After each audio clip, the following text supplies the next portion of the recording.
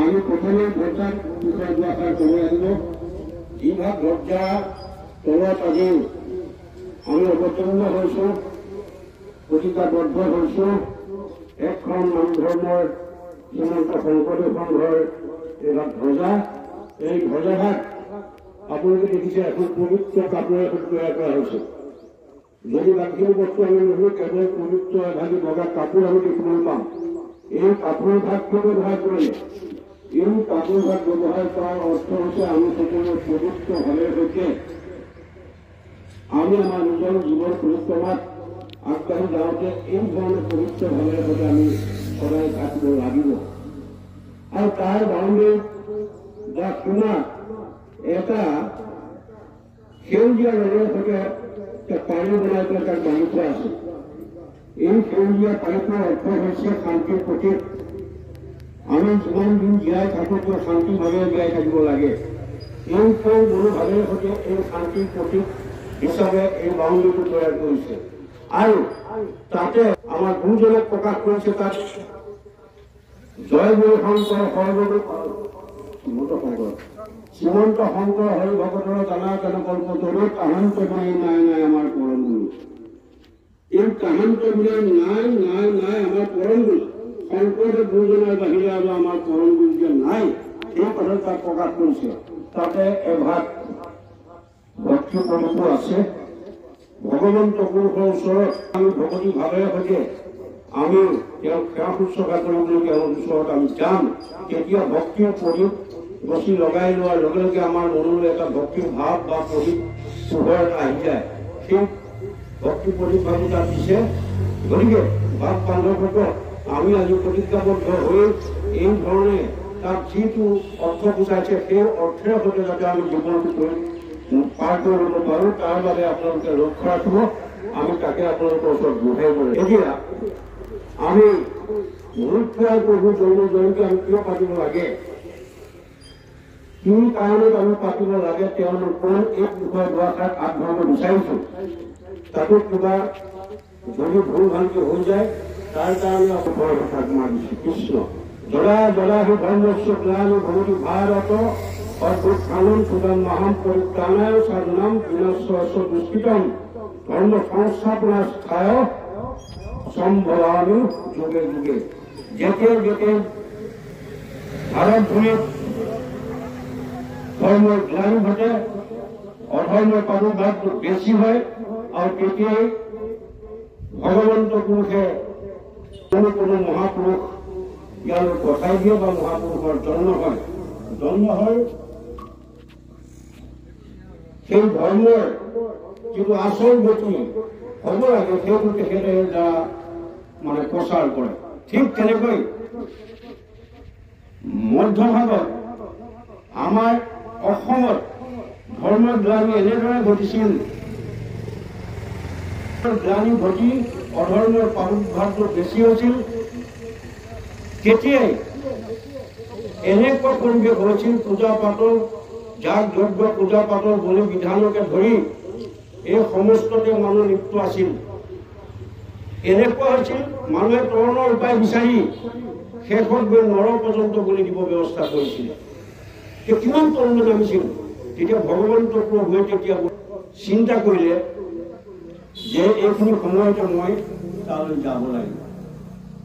গতিকে ভগৱন্ত কৃষ্ণ ভগৱন্ত প্ৰভুৱে চিন্তা চৰ্চাৰ মাজেৰে শংকৰদেৱ হিচাপে আহি আমাৰ অসমৰ বৰদোৱা ধামত তেখেতে জন্মগ্ৰহণ বা অৱতাৰ গ্ৰহণ কৰিলে। এই অৱতাৰ গ্ৰহণ কৰি তেওঁ এই ধৰ্মৰ যিবিলাক গ্লানি, ধৰ্মৰ যিবিলাক অত্যাচাৰ অনাচাৰ ব্যভিচাৰ সমস্ত ধ্বংস কৰিবৰ কাৰণে তেওঁ নৱবৈষ্ণৱ ধৰ্ম প্ৰচাৰ কৰিলে। নৱবৈষ্ণৱ ধৰ্ম প্ৰচাৰ কৰোঁতে তেওঁ আহিলা স্বৰূপে তেওঁ কিবা অস্ত্ৰ হৈ আহিছে নেকি? নাই, তেওঁ এনেকুৱা আন্দোলন কৰিল, ধৰ্মীয় আন্দোলন। তেওঁ বিনা অস্ত্ৰেৰে সৈতে কৰিছিল। তেওঁ মাত্ৰ অস্ত্ৰ প্ৰথম তৈয়াৰ কৰি লৈছিল নামঘৰ। এই নামঘৰতেই জাতি বৰ্ণ নিৰ্বিশেষে এখন বৃহৎ সমাজ তৈয়াৰ কৰিবৰ কাৰণে তেওঁ আশা কৰি এই নামঘৰ ভাগ পাতি নামঘৰত নগা নৰোত্তম গাৰো গোবিন্দক মুছলমানৰ চাং খাইকে আদি কৰি ভকতসকলক একত্ৰিত কৰি জাতি বৰ্ণ নিৰ্বিশেষে সকলোৱে একেগোট হৈ নাম গায়, ঈশ্বৰ যে ভগৱন্ত পুৰুষৰ নাম গায় আৰু সমাজৰ কল্যাণৰ অৰ্থে যিমানবিলাক ব্যভিচাৰ অনাচাৰ চলি আছে তাৰ বিষয়ে আলোচনা কৰি তেওঁ ধৰ্ম প্ৰচাৰ কৰিবলৈ ব্যৱস্থা কৰিলে। তাৰপিছতে তেওঁ শাস্ত্ৰ ব্যৱস্থা কৰিলে, শাস্ত্ৰ লিখিবলৈ চেষ্টা কৰিলে। তেওঁ কীৰ্তন দৰ্শন লিখিলে আৰু গোপী উদ্ধৱ সংবাদ এনেকে ধৰি বহুত শাস্ত্ৰ তেওঁ লিখি পেলাই সমাজত বিলাই পাঠ পঢ়ি শুনাই দিয়া অৰ্থ পৰ্যন্ত ভাঙি কৰি দিবলৈ ব্যৱস্থা কৰিলে। এই ধৰণে ভকতসকলক তেওঁ আবৃত কৰি নৱবৈষ্ণৱ ধৰ্মত দীক্ষিত যাতে কৰাব পাৰে তাৰ ব্যৱস্থা কৰিলে। কৰি তেওঁ যথেষ্ট উন্নতি সাধন কৰি কৰাৰ পিছত তেখেতে এই ধৰ্ম প্ৰচাৰ কৰি থকাৰ অৱস্থাত এনেধৰণে থাকি থাকি তেওঁ ধৰ্ম প্ৰচাৰ কৰি কৰি এতিয়া বৈকুণ্ঠলৈ যাবলৈ তেওঁ সময় হ'ল। নৰনাৰায়ণ চিলাৰায়ৰ ৰজাক যেতিয়া শৰণ দিব লগা হ'ল, ৰজাক শৰণ নিদিয়াৰ অজুহাততেই 125 বছৰ তেওঁ বৈকুণ্ঠলৈ যাবলৈ যেতিয়া মন আহিলে, তেতিয়া আমি মাৰ্গত এটা কথা নহ'ল যে মণিকাঞ্চন সংযোগত মাধৱদেৱক তেখেতে লগ পাইছিলে। এই মাধৱদেৱ গুৰুজনাক তেওঁ মাতি আনি ক'লে যে মই বৈকুণ্ঠলৈ যাব বিচাৰিছোঁ, গতিকে তোমাক সমস্ত ভাল মই দি যাব বিচাৰিছোঁ। এতিয়া ৰামানন্দই কৈছে, পিতা আমাৰ কাৰণে কি বস্তু কৰিবলৈ তুমি? তোমাৰ কাৰণে মই তোমাৰ মাৰ হাতত সমস্ত দি থৈ আহিছোঁ। তেতিয়া ৰামানন্দই কৈছিল, পিতা মই সেই বস্তুটো বিচৰা নাছিলোঁ, মই বিচাৰিছিলোঁ আপোনাৰ পৰলোকৰ গীত। তোমাৰতো সময়টো খাই গ'ল, গতিকে যেতিয়া বিচাৰিব লাগিছিল তুমি নিবিচাৰিলা। মই উপযুক্ত প্ৰাৰ্থী, মোৰ একান্ত সেৱক মই মাধৱদেৱক সমস্ত বস্তু দি আহিছোঁ। আৰু তুমি এটা কথা ভাবিবা, মাধৱদেৱ আৰু মোৰ মাজত কিন্তু পাৰ্থক্য নাই, আমি দুয়ো একে কলমৰ। গতিকে তুমি তেখেতকে গুৰু ভজি পেলাই তুমি সমস্ত বস্তু ল'বা। এইখিনিতে আমাৰ মন কৰিবলগীয়া এটা কথা আছে। শংকৰদেৱে নিজৰ পুতেককটো দিব লাগিছিল, বংশানুক্ৰমিক হ'ব লাগিছিল, তেখেতে কিন্তু সেইটো নকৰিলে। উপযুক্ত প্ৰাৰ্থীৰ হাতত দি থৈ গুচি গ'ল। তাৰপিছত তেখেত বৈকুণ্ঠলৈ গ'ল, মাধৱদেৱৰ হাতলৈ আহি গ'ল ধৰ্মৰ গোটেই কথাখিনি। এই ধৰ্মৰ কথাখিনি মাধৱদেৱো তেনেকৈ গতি কৰিব লগা হৈছে, কিন্তু মাধৱদেৱো তেনেকৈ এই নৰনাৰায়ণ ৰজাৰ পুত্ৰক শৰণ দিবৰ সময়তে তেখেতো তেনেকৈ বিদায় ল'ব লগা হৈছে।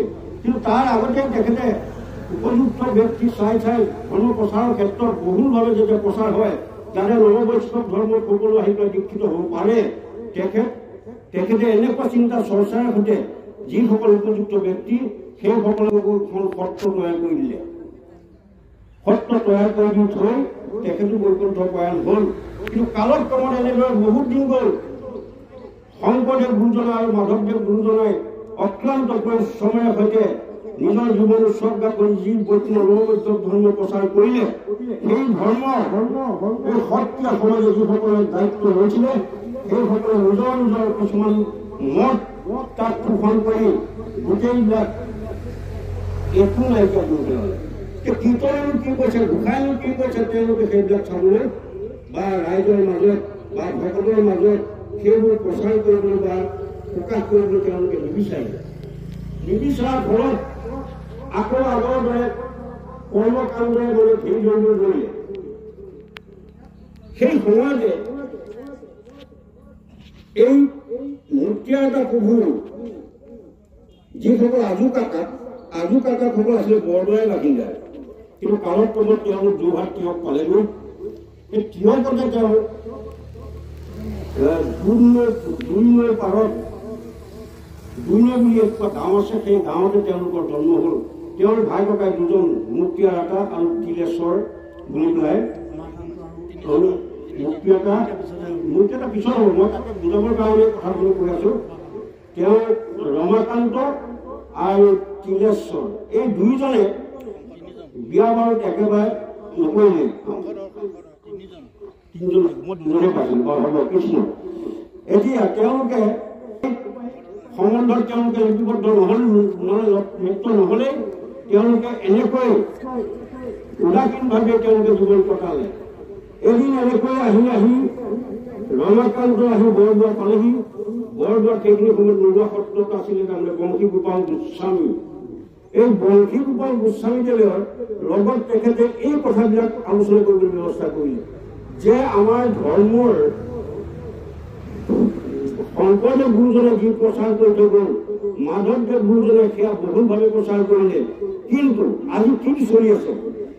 এনেধৰণে নৰুৱা সত্ৰৰ বংশী গোস্বামীৰ লগত তেখেতে সুন্দৰভাৱে আলোচনা কৰিবলৈ ধৰিলে আৰু ওচৰত থকা সত্ৰবিলাকৰ লগতো তেনেকৈ তেওঁ গৈ দুই এষাৰ কথা পাতি সদায় শাস্ত্ৰৰ কথা আলোচনা কৰিবলৈ দিয়ে।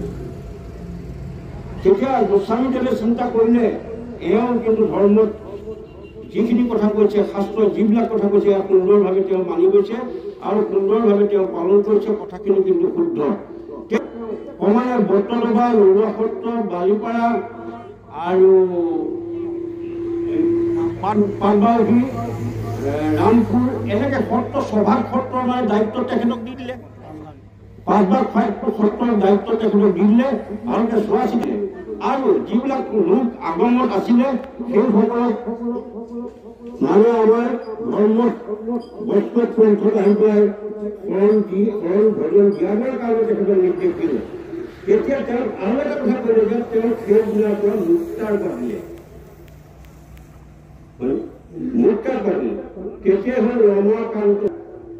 এই মুক্তিয়াৰ আকাশ প্ৰভুগৰাকীয়ে এই ধৰণে আন্দোলন কৰি ভিতৰুৱাভাৱে আন্দোলন কৰিছে। তাৰমানে তেতিয়া এনেকুৱা কথা এটা আছিলে, শাস্ত্ৰ পঢ়িব নাপায়, শাস্ত্ৰ পঢ়িলে চকু ফুটে, বহুত পাৰে শাস্ত্ৰভাগ লাৰিবই ভয় কৰে। আজিও কীৰ্তন ঘৰ লাৰিবই ভয় কৰা মানুহ আছে।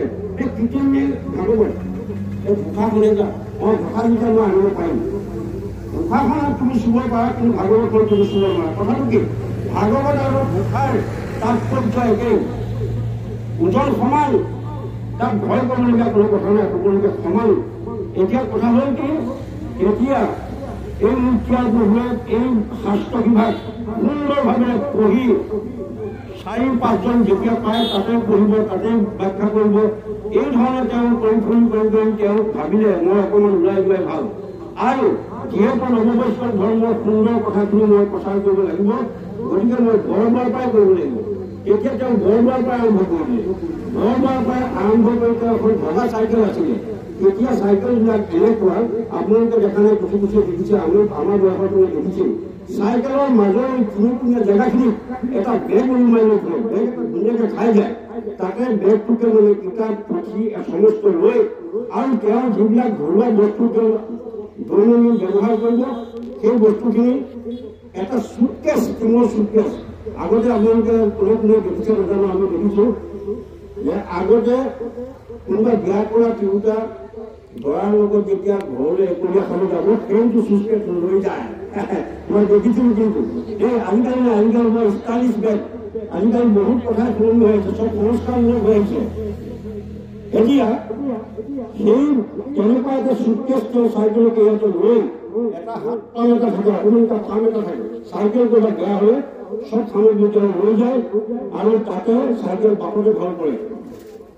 এই ধৰণে তেওঁ ইখন গাঁৱৰ পৰা সিখন গাঁও এনেকৈ চাইকেল মাৰি য'তে ৰাতি ত'তে তেওঁ থাকি যায়। তেওঁ মায়ে মোৰ ঘৰৰ কাৰণে কোনো একো মায়ে মোৰ নাই। তেওঁ আহি ভগৱন্ত পুৰুষৰ কথা পাতি থাকে আৰু ৰাইজৰ মাজত প্ৰচাৰ কৰি থাকে। এনেকৈ কৰি আহি তেওঁ মঠৰ মানে 12 বুজিয়া আৰু এইখন পাপাহেৰা মিটিং গাঁও, এই মিটিং গাঁৱত তেওঁ বেছিকৈ থাকি পাতিছিলে। মুঠতে আমাৰ অঞ্চলটোত তেখেতৰ পদধৰা আছেই। তেখেতে এই অঞ্চলটোত গোটেই ধৰ্ম প্ৰচাৰৰ ক্ষেত্ৰত আহি থাকি তেনেকৈ পিছত মই ছুটি কৰিব বিচাৰিছোঁ। এই ধৰণে থাকি 1929 চন আৰু 30 চন, এই 30 চনত তেওঁ মানে পঢ়াশুনি নামে ঠাইত তেওঁ এটা শংকৰ সংঘৰ কাৰ্যালয় পাতি, তেতিয়া দিনত আছিলে পদাধিকাৰ নাছিল, তেতিয়া তেওঁ সভাপতি আছিলে। তেখেতে তাৰ সভাপতি হৈছে, সভাপতি ধৰি সেই 29-30 চনৰ পৰাই আমাৰ শংকৰ সংঘৰ প্ৰতিষ্ঠাপক বছৰ নহয় জানো, বছৰ বা সেয়া অধিৱেশন আছিল। আজি তাৰ নাম অধিৱেশন, তেতিয়া আছিল সভা, ধৰ্মীয় সভাগুৰুক আৰু সভাপতি থাকে। তেতিয়া এই ধৰণে তেওঁ পাতি আছে শংকৰ সংঘ। তাৰপিছত 1935 চনত নগাঁও জুবলি ফিল্ডত বিচাৰিছে অপৰাধ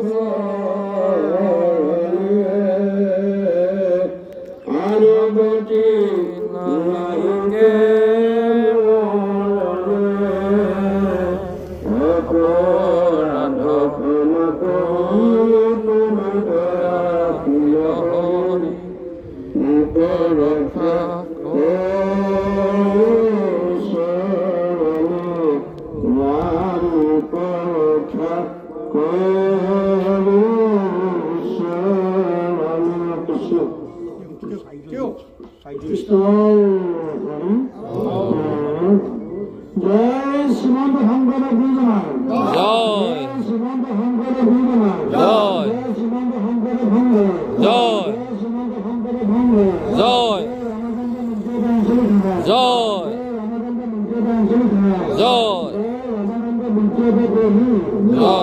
ৰামানন্দ মন্ত্ৰী জয়।